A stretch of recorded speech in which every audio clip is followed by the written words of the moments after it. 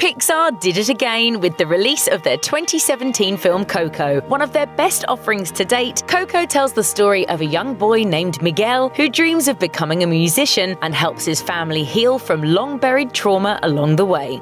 Of course, no Pixar movie is complete without all of the fun stuff they pack in to keep parents amused too. So here are the things in Coco only adults notice. What did I miss? Pixar shoutouts. Pixar is famous for putting lots of Easter eggs and nods to other Pixar films in their movies, and Coco is no different. For starters, Woody and Buzz Lightyear from Toy Story manifest in piñata form, along with Mike and Sully from Monsters, Inc. Additionally, Marlin, Dory, and other characters from Finding Nemo and Finding Dory can also be spotted on the table selling alebrijes that Miguel briefly drums.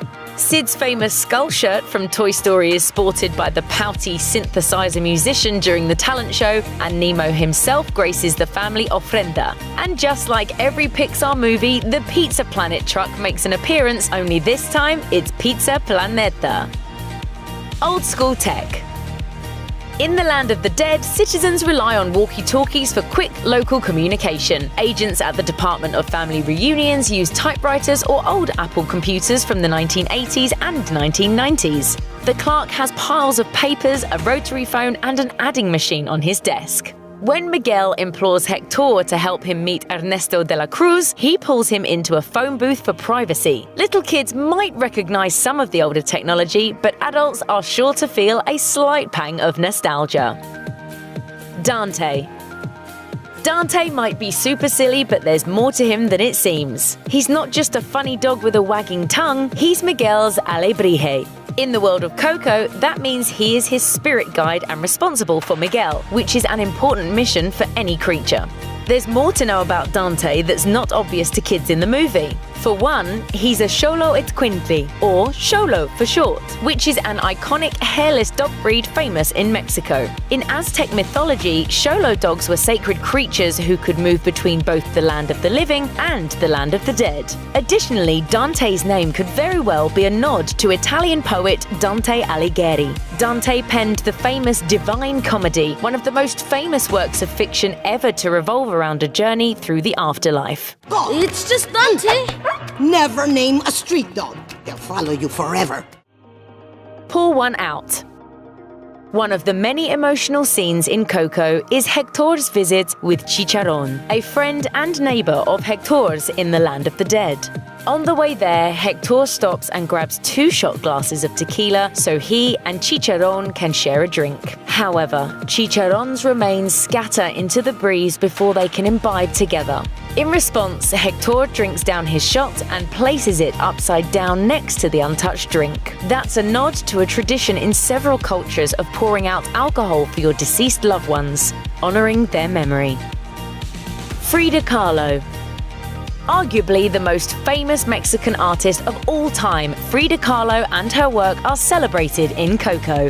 The iconic painter, who's known for featuring a variety of creatures and objects in her work, such as monkeys, Xolo dogs, and fruit of all kinds, has these things all around her in the film. Her alebrije is a monkey, for example, and she calls Dante the mighty Xolo dog. Even her unibrow gets several shoutouts in the film, such as when Hector is busted for falsifying a unibrow. Miguel's family also bristles when they rip off their unibrows later when they're all disguised as Frida's. It makes perfect sense that Kahlo is a famous celebrity in the land of the dead, since she's much more famous posthumously than she was when she was alive. Yes, it is I, Frida Kahlo. It is an honor, señora. Gracias.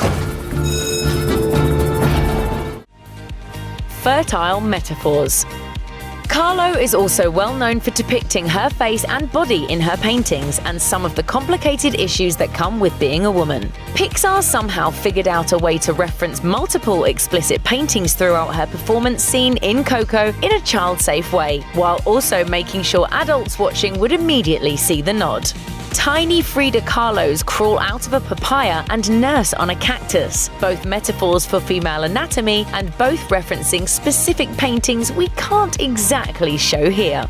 Adult viewers will notice this right away though, and so do the characters in the film. Is it too obvious? I think it's just the right amount of obvious. Cameos galore. If you're not familiar with Mexican culture, you might miss it, but the El Santo character is based on a real person. El Santo was an extremely famous luchador whose wrestling career spanned decades from the 1930s to the 1980s. He even starred in films, most notably 1970's The Land of the Dead, which showcased El Santo traveling to the underworld. There are also other nods to famous Mexican celebrities and legends which young kids won't pick up on. El Santo's red carpet date is Maria Felix, a famous Mexican actress. Actors Pedro Infante and Jorge Negrete, long famous in Mexico, get a hug from De La Cruz at his mansion blowout. You can also spot a nod to comedian Cantinflas, who was wearing his iconic paper hat in the same scene. Thanks for watching. Click the list icon to subscribe to our YouTube channel. Plus, check out all this cool stuff we know you'll love too.